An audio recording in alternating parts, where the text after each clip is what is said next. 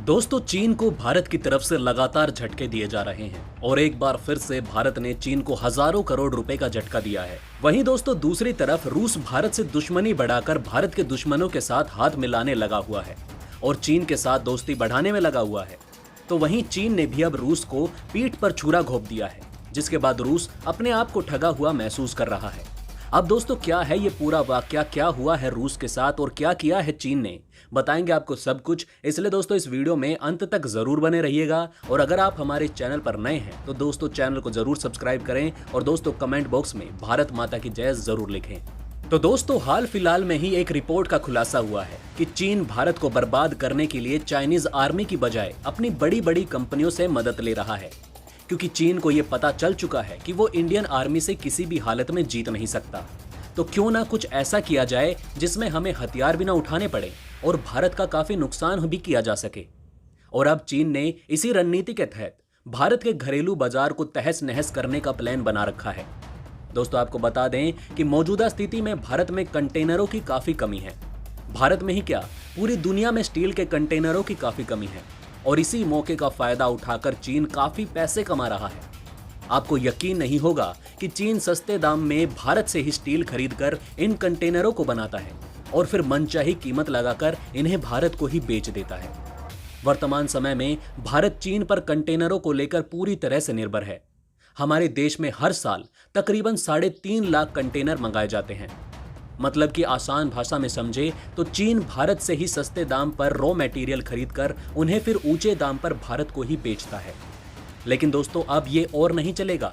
चीन की इस धोखाधड़ी को रोकने के लिए भारत सरकार ने भी अब बहुत बड़ा फैसला लिया है।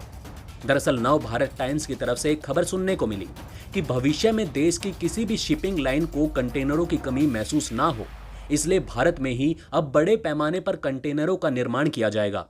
देश में हद से ज्यादा स्टील के कंटेनरों की कमी होने की वजह से अब भारत सरकार गुजरात के भावनगर को ही कंटेनर हब के रूप में विकसित करने जा रही है, जहां पर चाइनीज कंटेनर के मुकाबले सस्ते और क्वालिटी में उनसे 10% बेहतर कंटेनरों का निर्माण किया जाएगा। देश के यूनियन पोर्ट शिपिंग और water base minister Mansukh Mandaviya ने कहा कि कंटेनर मैन्युफैक्चरिंग से हम सालाना 1000 करोड़ रुपए चीन में जाने से बचा सकते हैं और यही पैसे देश में निवेश करके लाखों मजदूरों को रोजगार भी दे पाएंगे। कहा जाता है कि कंटेनर के निर्माण के लिए टाटा स्टील और JSW स्टील जैसे बड़े बड़े डीलरों के साथ बात की जा रही है ताकि बेहतरीन क्वालिटी का स्टील इस्तेमाल किया जा सके।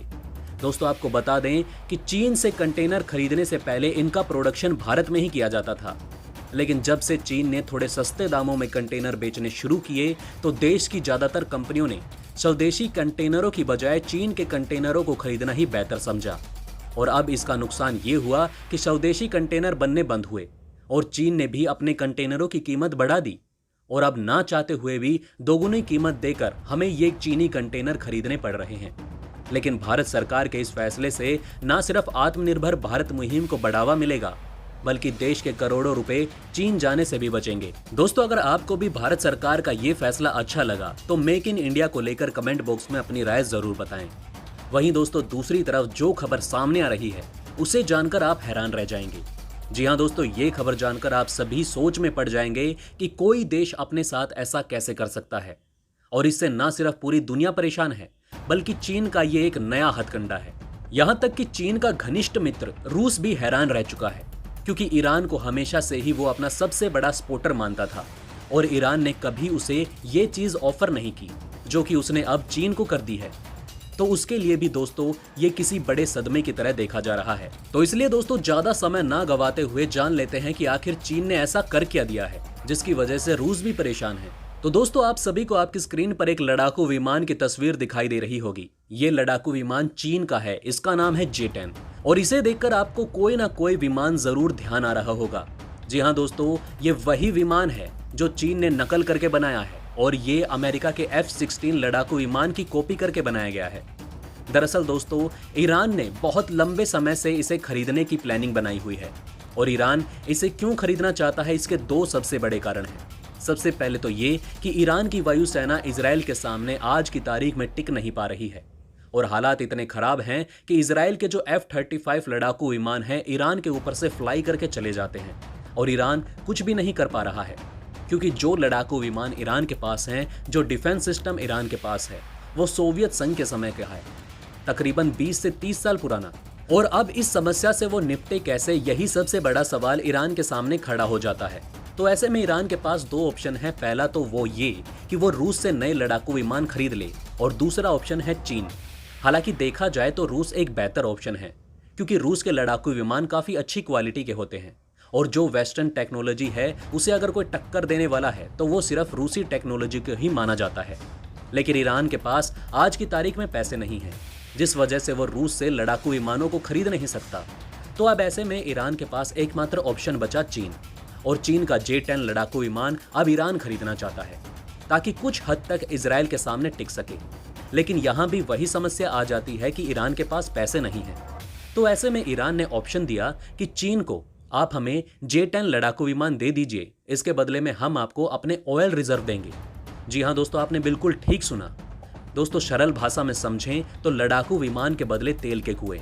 वही अगर चीन की बात करें तो उसके लिए तो ये किसी लॉटरी से कम नहीं, और बताया जा रहा है कि चीन भी इस डील पर रेडी हो चुका है। लड़ाकू विमान के बदले तेल, और उसने पूरी दुनिया को सख्ते में ला दिया है, क्योंकि चीन बहुत तेजी से हथियार बना रहा है। हाँ, भले ही उसकी क्वालिटी में थोड़ा कॉम्प्रोमाइज कर रहा हो, लेकिन जो कुछ अफ्रीकी देश हैं, कुछ एशियाई गरीब देश हैं जिन्हें सिर्फ हथियार खरीदना है, वो चीनी लड़ाकू विमान तेजी से खरीद रहे हैं। और इसके बदले में चीन किसी को तेल तो किसी को जमीन तो किसी के पास से पोर्ट अपने पास रख रहा है। और यही चीन के लिए आज की तारीख में एक से बढ़कर एक जैकपॉट की तरह है। वहीं भारत और अमेरिका जैसे चीन विरोधी देश, उनके लिए समस्या ये आन पड़ी है कि पहले तो चीन सिर्फ कर्ज देकर जमीन हथियाया करता था। अब डर ये है कि चीन कहीं हथियार बेचकर दूसरे देशों की जमीन न कब्जाने लगे, वहां पर सैन्य बेस न बनाना शुरू कर दे। लेकिन दोस्तों, इन सब के बीच जो सबसे बड़ा बेवकूफ बना वो था रूस। रूस पिछले 50 से 60 सालों से ईरान को हथियार सप्लाई करता आया है, लेकिन ईरान ने कभी भी उसके लिए ये नहीं कहा कि आप हमारे ऑयल रिजर्व ले लो, या फिर आप हमारे यहाँ पर थोड़ी सी जमीन लेकर वहां पर अपना सैन्य अड्डा बना लो। वहीं रूस ठगा हुआ महसूस इसलिए भी कर रहा है क्योंकि चीन भले ही ईरान को J-10 जैसे छोटे इंजन वाला लड़ाकू विमान दे रहा हो, लेकिन इससे पहले रूस ईरान को बड़े बड़े ताकतवर हथियार दे चुका है, जैसा कि S-300 एयर डिफेंस सिस्टम। यहां तक कि मिग सीरीज के विमान भी ईरान को रूस दे चुका है। इसके बावजूद भी ईरान ने कभी रूस को ये चीज ऑफर नहीं की। दूसरा कारण ये है कि ईरान आजकल बहुत ही ज्यादा कड़की में चल रहा है। वहीं चीन भी अब इस बात का फायदा उठाते हुए थोड़ा वेट करके चल रहा है, क्योंकि अभी वो लड़ाकू विमान नहीं दे सकता ईरान को, क्योंकि यूनाइटेड नेशन के सैंक्शन लगे हुए हैं। ऐसे में जो परमाणु संधि है उसे दोबारा साइन नहीं कर लेता ईरान, तब तक विमान नहीं दिए जा सकते। इसलिए ऐसा लग रहा है कि 1 साल तक का समय इसमें जरूर लगेगा, क्योंकि 1 साल में परमाणु संधि साइन हो जाएगी और उसके बाद ये सारे सैंक्शन हटा दिए जाएंगे और चीन ईरान को लड़ाकू विमान दे देगा। खैर दोस्तों, इस पर आपका क्या मानना है, हमें कमेंट करके अपनी राय जरूर बताइएगा।